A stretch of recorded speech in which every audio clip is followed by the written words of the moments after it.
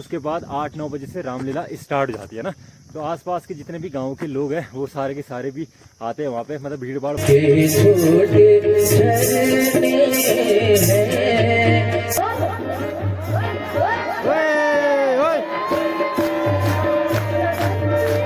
मोहल्ले आने का मतलब ये होता है कि दूसरे गांव के लोग भी आपके साथ में, आपके साथ जो आप अच्छा काम कर रहे हो उसमें उनका पूरा सहयोग है। यही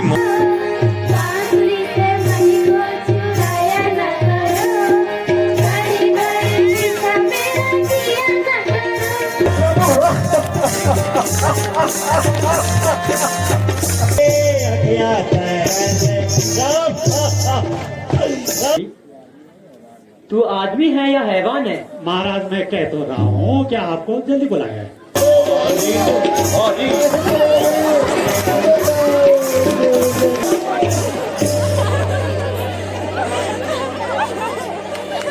मैं सुनील धैनी स्वागत करता हूँ आप सभी का मेरे इस नए वीडियो में, और आशा करते हैं कि आप सभी लोग बढ़िया होंगे।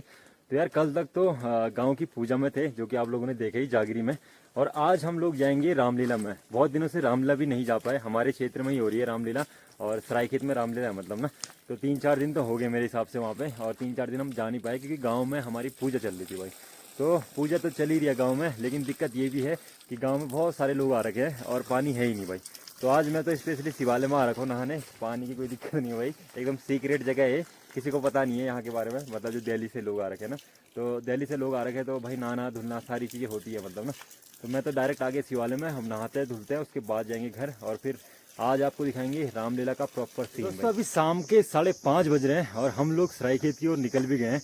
वैसे तो बाकी गांव के जितने भी लोग हैं ना वो नाइट के टाइम पे आएंगे रामलीला देखने, खासकर लोग नाइट के टाइम पे ही आते हैं क्योंकि 9 बजे से मेरे हिसाब से रामलीला स्टार्ट हो जाती है।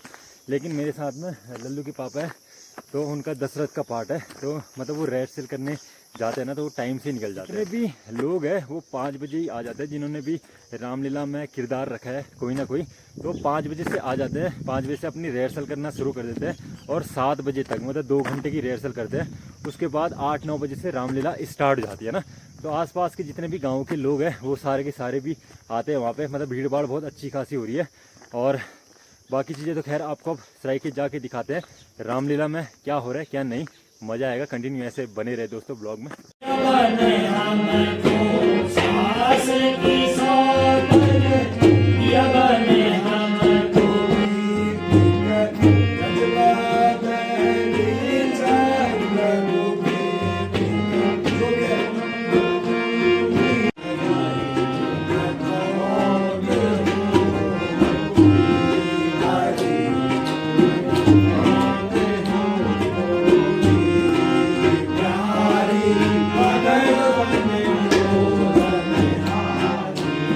तो जो भी आज के किरदार है, मतलब जो भी आज के एक्ट होगा, तो उन सारे एक्टरों की अंदर अभी रिहर्सल चल रही है, और मेरे हिसाब से 9-10 बजे से कार्यक्रम होना स्टार्ट हो जाएगा, तब लोग आना धीरे धीरे मतलब स्टार्ट हो जाएंगे ना। और बड़ी सुंदर सी जगह है, बड़ी प्यारी सी जगह है सरायखेत, मतलब ये पूरा आपको जो घाटी दिख रही है ना, ये सरायखेत घाटी बोलते हैं दोस्तों इसको।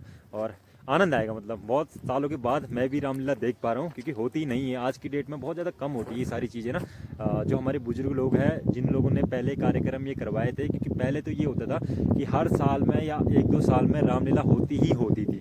तो इस बार रामलीला हमें सरायखेत में देखने को मिली है, तो उसका आनंद भरपूर लेंगे भाई। और मेरे हिसाब से आज हमारे गांव के लोग भी आएंगे यहाँ पे, जो हमारे गांव से मतलब सारे के सारे लोग, लेकिन वो आएंगे नाइट के टाइम पे, एकदम खाना पीना खा के उसके बाद आएंगे रामलीला देखने।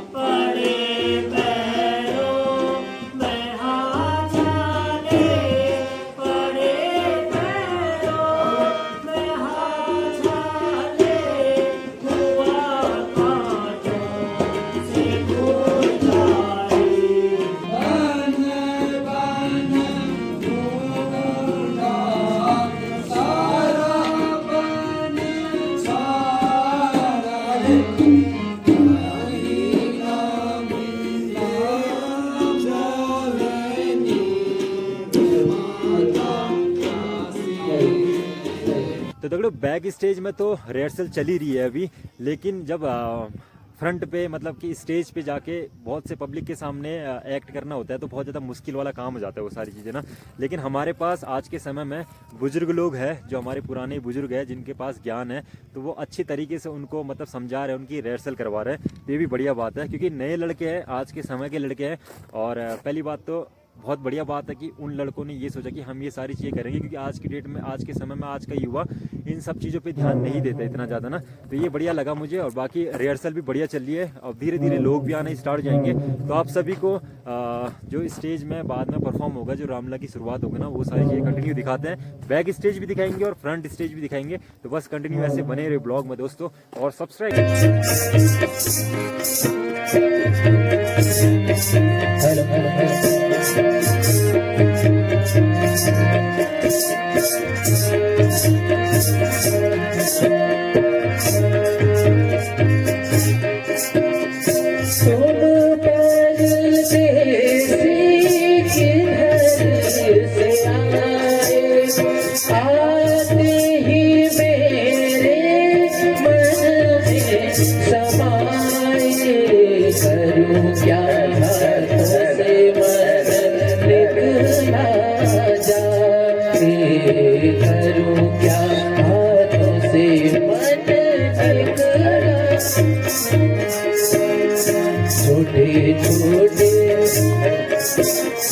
छोटे छोटे झरने हैं के झरनों का पानी छुके कुछ वादे करने माना दुनिया में रही है देवी बनता बेमाना अब देखता बेमाना। अरे मनखिया रही मेरे पोथिलो 900 माना देता और शीला का तेरा पिला गीता का सुना हर शीला का तेरा पिला गीता का सुना बजोनी हजो टूटी जाए सुना हर उगाई बजोनी हजो टूटी जाए हर शीला का तेरा पिला गीता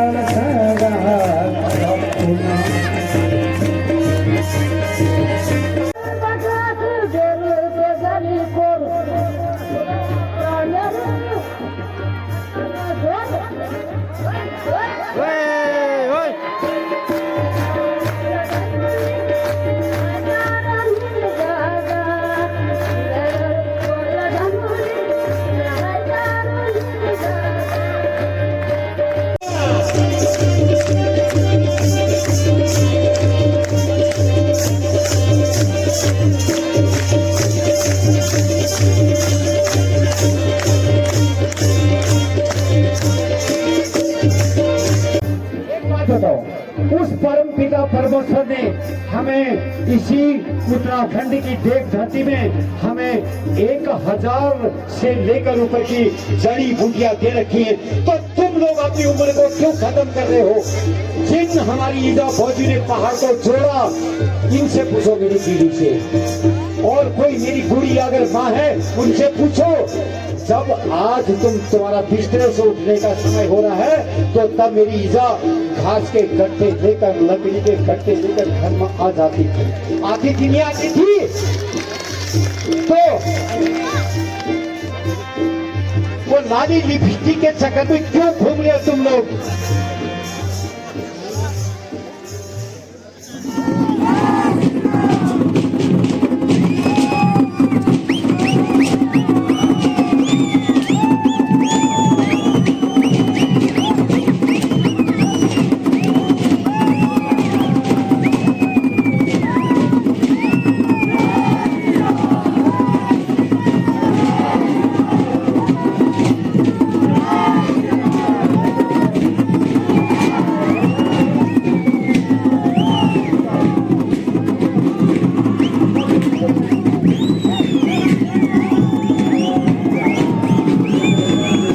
दोस्तों गांव में जब भी ऐसे कार्यक्रम होते हैं ना तो दूसरे गांव के लोग उसमें सहयोग करने आते हैं। ये किसी और गांव के लोग हैं, गांव का नाम मुझे भी पता नहीं है, लेकिन मोलिया आने का मतलब इसको बोलते हैं दोस्तों मोलिया आना।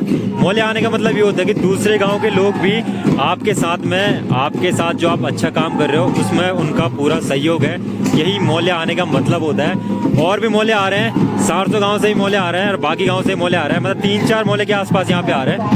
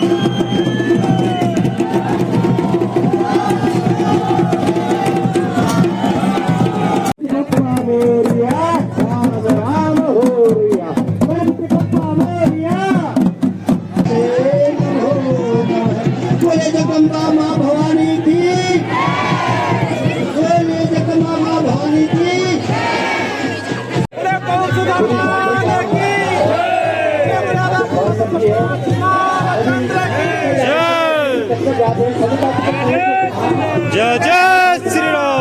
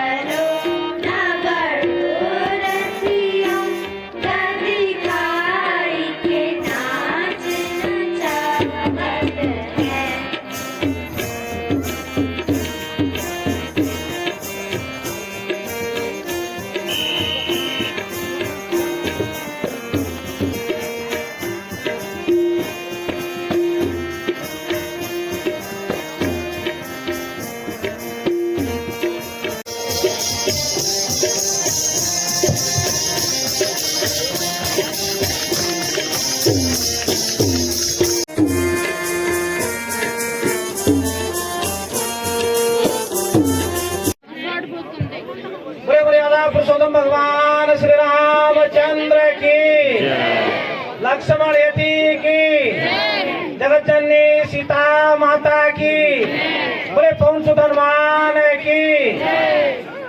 सज्जनों, ये हमारा बड़ा अहोभाग्य है, बड़ा सौभाग्य है कि आज हमारा पूरा क्षेत्र भगवान श्री राम जी के चरणों में विराजमान है।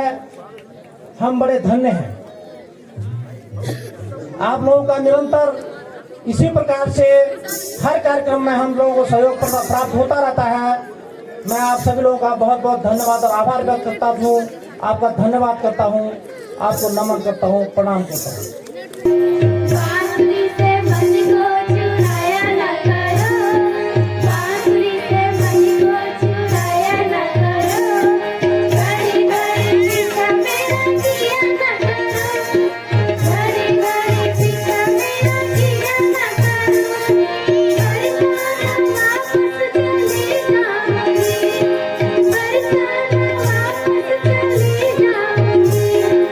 देखो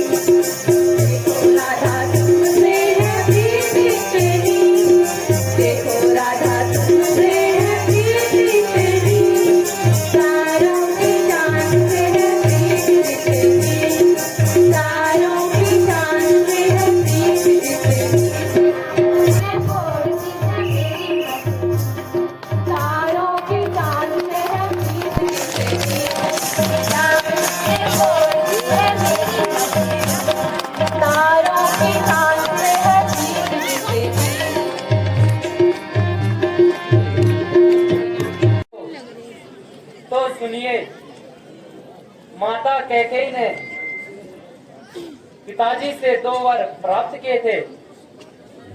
कुछ समय पहले उन्होंने दोनों वर मांगे।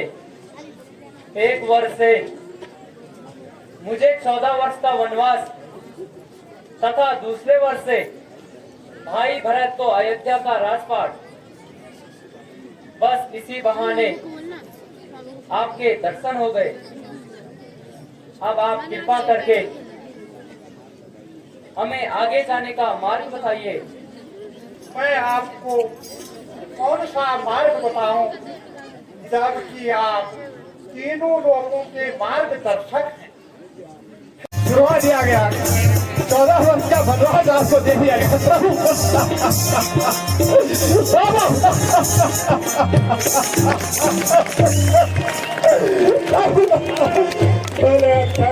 पने को गए राम लखन मैं लौटा घर आया को गए मैं लौटा घर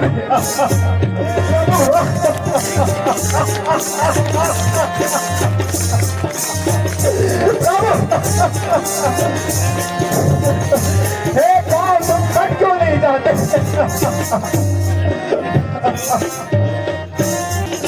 मैं महाराजा दशरथ को क्या जवाब दूंगा जब वो पूछेंगे मेरे हंसू की जोड़ी कहाँ है? कहाँ है मेरी राज दुलारी सिया? कहाँ मेरे रहे राम और छोटा लखन कहाँ है? क्या जवाब दूंगा मैं?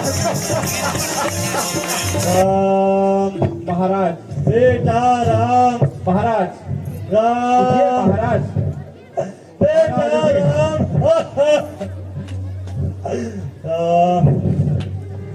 सुमन कौन? सुमन महाराज तुम आ गए? नहीं महाराज मैं आ गया। मेरी हंसू की जोड़ी कहाँ है सुमन?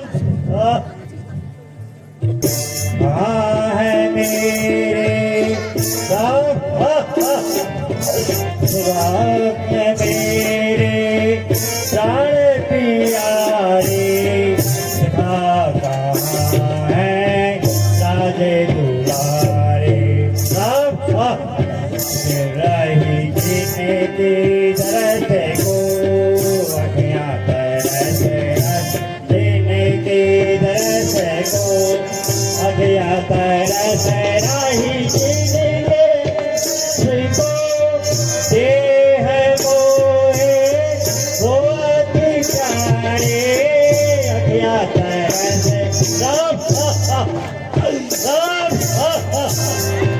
देह मोहे प्राणों से प्यारे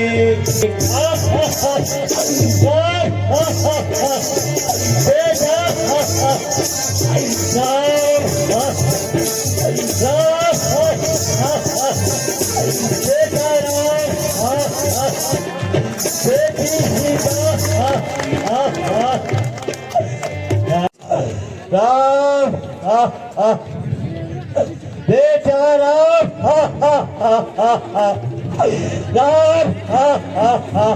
राम बेटा लक्ष्मण बेटा लक्ष्मण दशरथ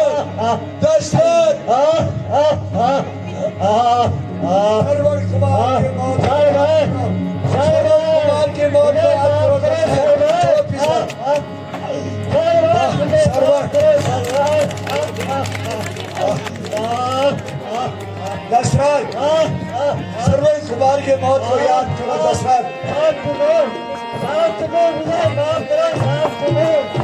उसके अंधे माता पिता के जो श्राप तुम्हें दिया था उसको याद करो दशरथ।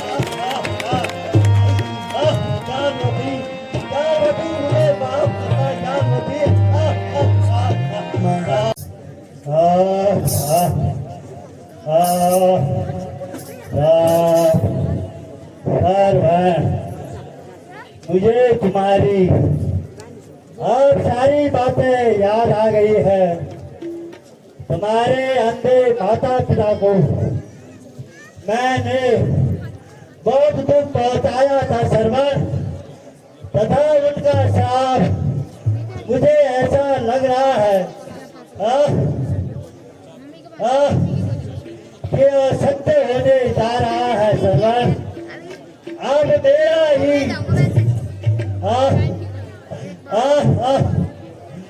मेरा भी अंतिम समय फिर आ गया है सरवर।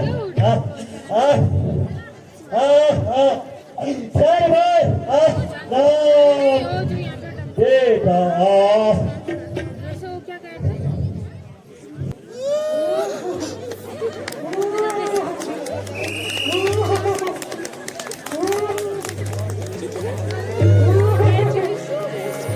सांस तो ले रहे हैं।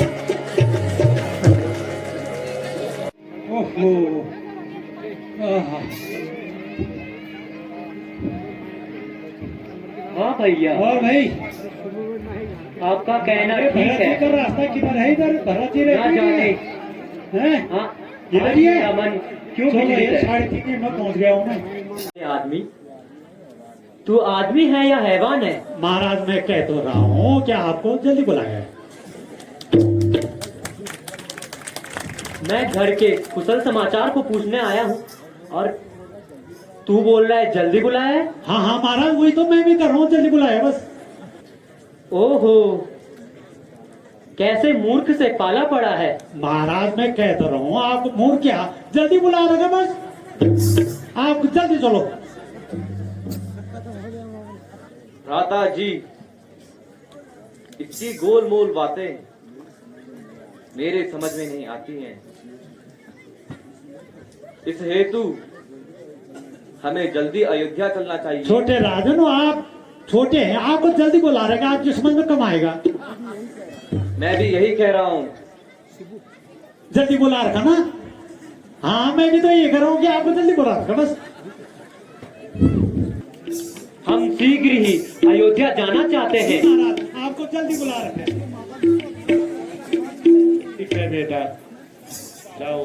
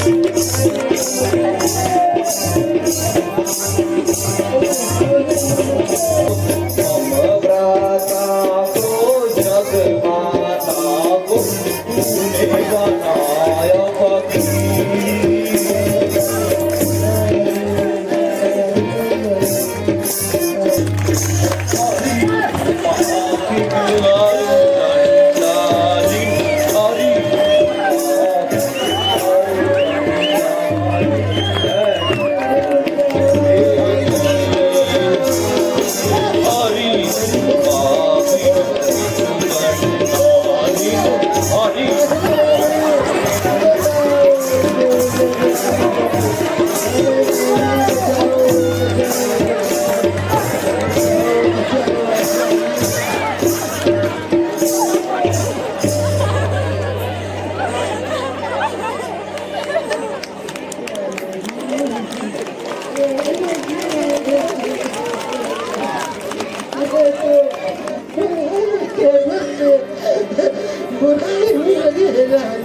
बचाओ